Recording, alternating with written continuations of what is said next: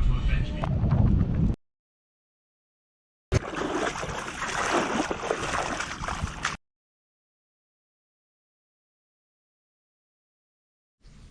So this is my 2023 Trek Domani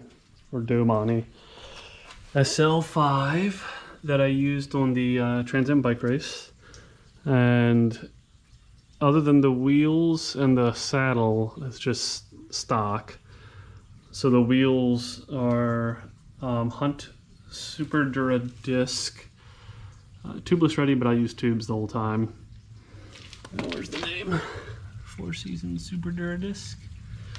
The tires got changed out in Kansas to the Continental Ultra Sport.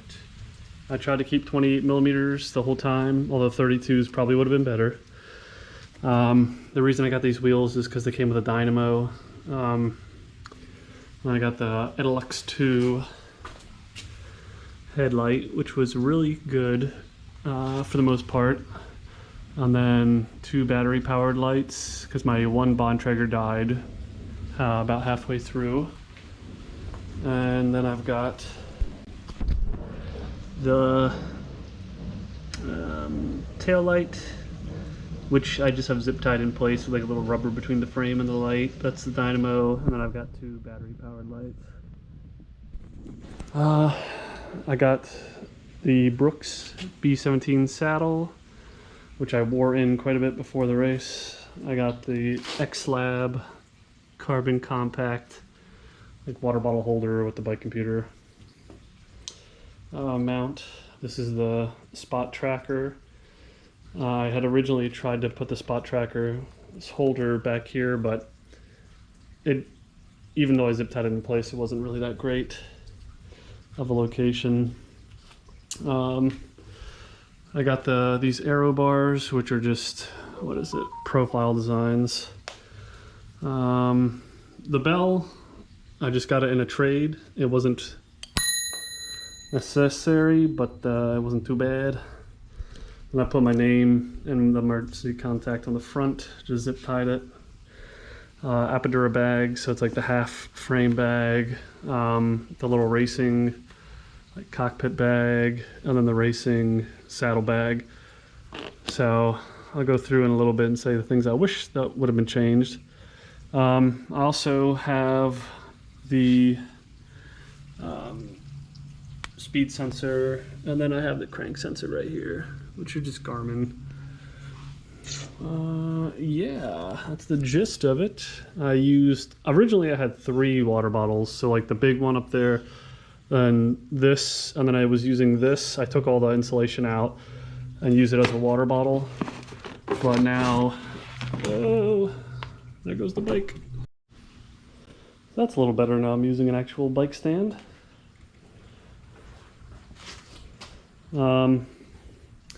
So originally, yeah, that little black, was supposed to either hold like a beer or a soda can. Well, I took the insulation out and I was using it for water, and then I decided to just stick with that water bottle, my big one up top, and then I would just keep water bottles in my jersey if I needed them, and Gatorades. I got this, what do you call it, like handlebar end mirror, like a teardrop shape, in West Yellowstone. What else? So for the bags, the setup changed throughout, but I would normally keep, if I was using it, my battery bank, which this is an OtterBox, like 25,000 milliamp hour, which was pretty good. It could charge my cell phone like 4 or 5 times, and still have enough to recharge my bike computer a couple times too. I use this squid wire, so it's got 4 of the mini USB ends that lead into just one regular USB end, so I could charge pretty much all my bike stuff with that. Eye drops because my eyes get dry since I had laser eye surgery. Then this was just a USB-C charging cord. And my charger, if that stuff wasn't in that bag, it would be down here. And I had a dual USB port charger, which I think I took inside at this point. Anywho. Triple antibiotic for any little cuts and stuff. This was originally like an Aleve, one of those little 10 packs you get at Target, that I threw caffeine pills into. This is actually Tylenol. These are caffeine pills, which were absolutely necessary. This, I had to buy headphones because I lost mine. I accidentally left them at a gas station somewhere. So these are just the cord for those. Lip balm with SPF, which is absolutely needed. Yeah, then it's got random stuff, like I have this dog tag with emergency information on it, which you are required to have for the race, in addition to posting your info on the bike. Yeah, and this is just like the end for the mirror. That would go right there. Piece of rubber for emergency patch kit, so that's that. On this side of the frame bag was basically all my hygiene. So sunscreen, I usually would keep 2 with me because I went through at least 1 a day, if not more. Bug spray, which I thought I would use, but I literally never did. Dove bar soap, which I definitely used. After I ran out of my body wash, I had like a little reusable container of it. And then I also was using camp soap from REI. So this just for the sunburn at the end of the day. So I try to use sunscreen all day long, but you're in the sun for like 14 hours. So at night I would just put lotion all over the burns. Obviously toothbrush, little dental picks. Let's keep going. What else we got in here? Little mini toothpaste. My bike does not want to cooperate.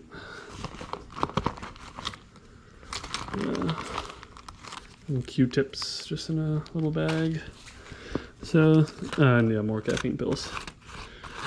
So that's all I could really fit in there. On this bag, this is a very shallow and like thin side. The other side has way more stuff, or way more volume. So on this side, any extra food I would have, and normally when I was biking I would shove all the trash into this front corner. I'd started doing that in the cockpit bag, but it just became a hassle. So at night I had clear glasses to cover me from like bugs, essentially, especially at twilight, whacking me in the eyes. These salt pills, which were an absolute necessity when it was like 100 degrees out. Here's some trash. Excedrin, which I really didn't need that much of. Tissues for the nose and emergency bathroom breaks. Just snacks. I had these Element salt packets, which I did not use. I made myself flashcards of the town, the elapsed miles, if there was a grocery store there, if it was a major elevation change. So, or if there was something nearby, how many bike shops there were, like what the name of the bike shop was, and all that. And then I had elapsed miles to like the hotels, so I knew, okay, I came to this one town, I have 20 miles to the next hotel if I'm really tired. Chamois butter, which I never used before the race, ever, but it was really important to use, especially in the heat and humidity. Here is my dual port charger. I have 2 of them because I was afraid of one crapping out. They're literally just, this one is from 7-Eleven. Gum counts as brushing your teeth.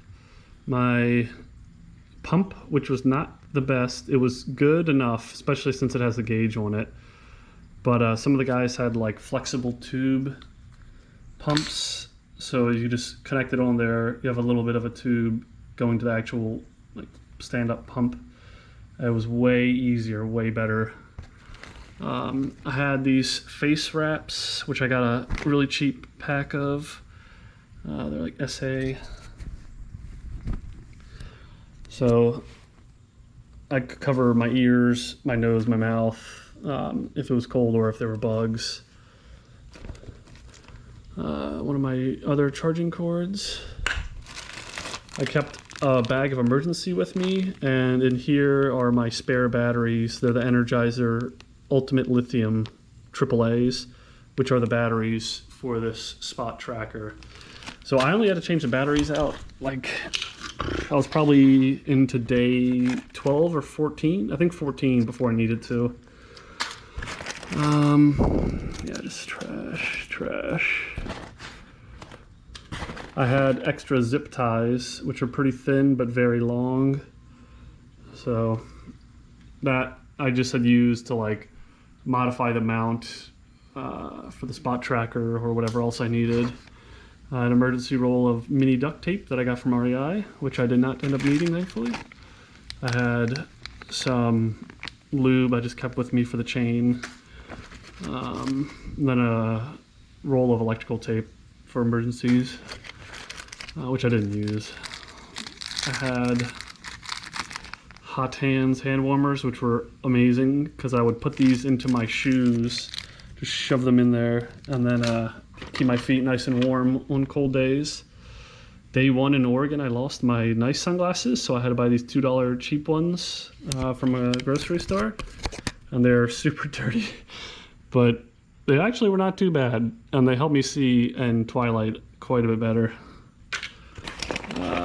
What else we got? I got a multi-tool, which I ended up using a few times, although it's rusting so bad right now. It's terrible. Crank Brothers M19, and the reason I got it is because it's got the chain tool on it. And then I basically traded a spare saddle that I had for another multi-tool. What else we got in here? Another mini USB, which I got during the race. And then I've got my tire levers, which I mean, they work fine. Yeah, nothing really crazy about them. So that's that bag. And then this bag, the setup changed depending on the weather. So like if it was raining, I'd usually leave my rain jacket and stuff out, and I had 3 bungee cords, little like short ones, maybe 1.5 feet, 2 feet. And I just wrapped it around the seat post and hooked it onto here. And then I could keep a sweater, my rain gear, whatever I needed out. So these are the bungees that I would use. There goes some stuff. They're pretty short. This is an ultrasonic remote, basically, that press it, shines a light, and emits like a high-pitched noise. It scared some dogs off, especially out west, but in Kentucky, it didn't do anything. So in here, I have got a ridiculous amount of inner tubes. Since I ran out of inner tubes in Kansas, I decided I wasn't going to be short on them again, and I ended up not using any of them. But better to have some more than you need than not enough. I have this tiny little tire repair kit from KOM, K-O-M. So that was not used, but it was good to have. I brought a Sawyer emergency filter, which I used a few times, and it was super nice, especially going up like low. I ran out of water. And then this is the bag that attached to it. This is a mess in here now. So I got extra hand warmers. I used shower pouches. I had brought a bunch with me, but I only ended up using one at the end. Element salt bags. Some alcohol hand wipes. Just an extra Ziploc bag, and that's everything out of there. So then the next thing that had stuff in it was this Bontrager container. So this is what I ended up putting all my like flats and extra stuff in, or my flat repair kit extras into. So little pieces of rubber. These 2032 batteries are for the bike computer. I mean, not the bike computer, the speed sensor and the cadence sensor. And then I've got some rubber cement for flats. I got valve adapters just in case I needed to make my Prestas work with Schraders. What else? I have residual carpal tunnel from the race, so it's very hard for me to grab stuff. But as you can see in there, there's another inner tube. Tweezers. So these, I highly recommend you bring tweezers with you because I had a flat and some other guys had flats that were so, they were caused by these tiny little bits of metal, you know, the size of like a hair. You could barely see it. You could feel it, and then you could grab it out with the tweezers. So you could easily repair it if you could find where it was. And then I have just extra pieces of rubber in there, so if I need to fix a flat. If you can see it, you can see the teeth on this, my main gears are worn down a bit. And the cassette itself does not look terrible, but it definitely is slipping on some of them. My derailleur little cable housing got slightly damaged on the top just from dropping the bike. But no major crash issues. I think I ran into a wall going like 1 mile an hour, so that was my only real crash. Although I did drop the bike a couple times and hop off of it, just when I slid off the road a little bit. But that's the big stuff. I do have my other gear, which I squirreled away already. So my jersey, I had 2 Rafa bibs, my riding gloves, rain gloves, which were supposed to be waterproof from Showers Pass, but they're definitely not. The Showers Pass like helmet cap, which was critical. Rafa really thin rain jacket, and then Showers Pass rain pants. So that's the bike setup. Extremely happy with the dynamo. It was like critical because I don't know how everybody was able to charge their batteries and their lights like through the night, especially if you're only sleeping 3 or 4 hours and then go. Well, I say I'd only sleep 3 or 4 hours, but I love sleeping in. It was a major issue for me. Could not get out of bed many days, which is why I need the caffeine pills. Like I said already, the bike pump, I got notes here of lessons learned where I would not remember everything. So the bike pump that I had was pretty sweet because it had a gauge, but there was no flexible hose and I could barely use my left hand, so it was extremely difficult for me to pump tires up when I was changing out tubes or just, you know, topping it up every like 2 or 3 days. The 28 millimeters were nice tires, but I would have went with 32s just because it did get a little gravelly. There was only like one real half-mile long patch of gravel that we had to bike through, but it would be nice in some other areas. The clear safety glasses I bought when I got out there, but I absolutely needed that because I lost my sunglasses day one that were really nice and would have been perfect for like twilight riding. But even at night, you want those safety glasses depending on bugs. I did the bike fit like a month before the race. I wish I would have done it way earlier than that, at least 2 months, if not more. That way I could have ridden it more, felt it out, went back, got it changed if needed, and then been set. But bike fit, definitely necessary.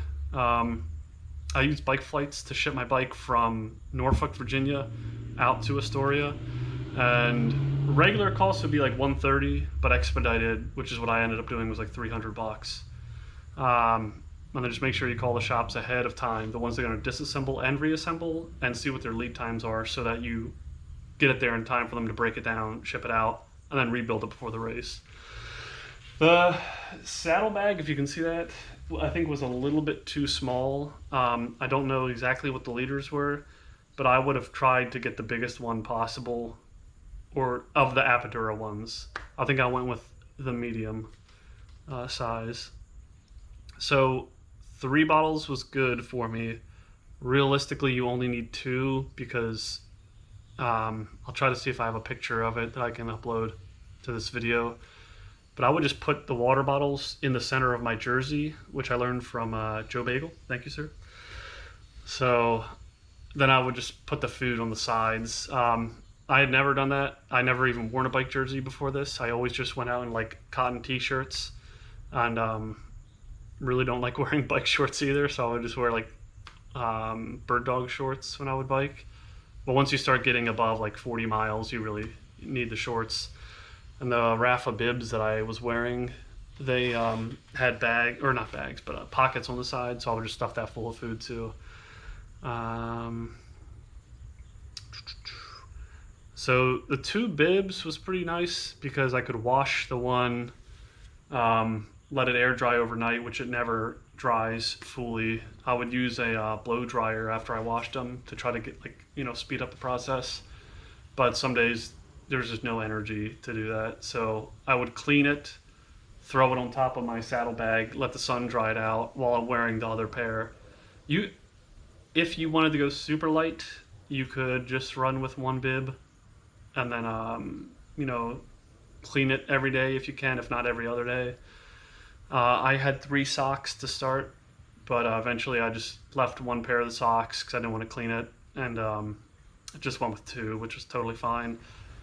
I would drape, put the socks over the ends of the aero bars to dry them out as I was biking, and that worked pretty well. The emergency water filter was critical, especially at Lolo, because you went from such a long distance leading up to Lolo where there was nowhere to stop, nowhere to get water or food.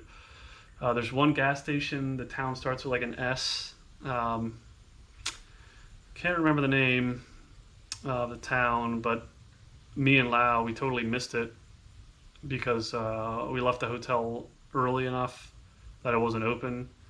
So I needed to use my emergency filter in order for me to have water, but Lau didn't. He was totally fine. Brooks B17 saddles, I think that they're great. I know some people hate them, but once you break it in, I think it takes a few hundred miles. I don't know the exact amount, but it gets so comfortable. So I didn't need to use that chamois butter at all when I was training because of how comfortable it was. Yeah, I trained in the garage in the Hampton Roads area, so I was used to the heat, and that was not an issue, but it was so cold. I wish that I would have had a little bit more protection. So I had the Rafa base layer, super thin cotton. Then I would have a t-shirt, and I would have the rain jacket, and then I bought a sweatshirt on top of that. But I almost wish I had something else. And that was like with my feet too. I only had regular road shoes, and I didn't have the little rain covers or booties, whatever they're called. So I had toe covers, but it was pointless to even have those. My feet would get soaked every time it rained, and in Oregon it's really cold rain, so my feet were just frozen all the time. So keeping your feet dry is pretty important. So the elevation also wasn't horrible, but I woke up almost hungover every morning because of that. My nose was full of dried blood, and I just had a pounding headache for the first hour or two till I just kept moving. And also I wrote down 2 times I didn't make the hotel that I had called in the morning to get to, and it's kind of depends on the size of the town and how many hotels they are, how risky you want to be with it. June is definitely tourist season in some areas, especially out in Colorado. So there were a few towns we were trying like call. I think it was somewhere around like the Falls of Rough. Can't remember what state that was, but every place was booked up, and somehow we like found a place that had a room. So that's the major lessons learned. My bike computer was just a Garmin Edge 830, and that I had no issues with it. It was like 2 years old about when I went to use it, so I didn't bring a backup, although it may be a good idea to bring a backup computer. My headphones were Raycon. I think they were Sport Raycons. They were really good. They were definitely the best. I did get bone conducting ones at one point, but I would not recommend that for that, just because the wind noise. And my helmet, I used cat ears, which I should be able to find that.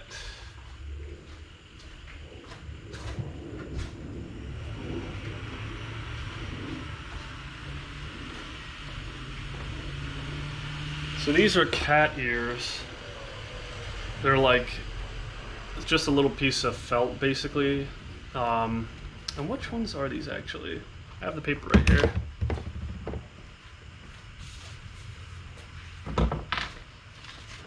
They are the Airstreams, so I guess just their original one. I should have got the thicker ones, and I had an issue with them not sticking tight to my head. Not that they were falling down, but my straps would just come loose on this helmet, so I needed to always tighten it up in order to get the actual effect of like diminishing the air noise. And then this is just my helmet, was the Trek Starvos, and I got it. It was like the only one they had, which was on display, which is why it has the little factory racing, which is pretty cool. Yeah, that's all I got. So I probably missed some things that people have questions on, so feel free to comment and let me know. So thank you for watching. Please feel free to comment, and I'll leave a link in the description of the video to track leaders so you can see how I did. I got 7th place, so I wasn't the fastest ever. I did it in 25 days, but it was pretty good. I definitely put in a lot of effort, but I feel like I could have maybe done it a little bit faster. There were 3 days where it was like 100-mile days, which was pretty disappointing, but we'll see what happens. All right.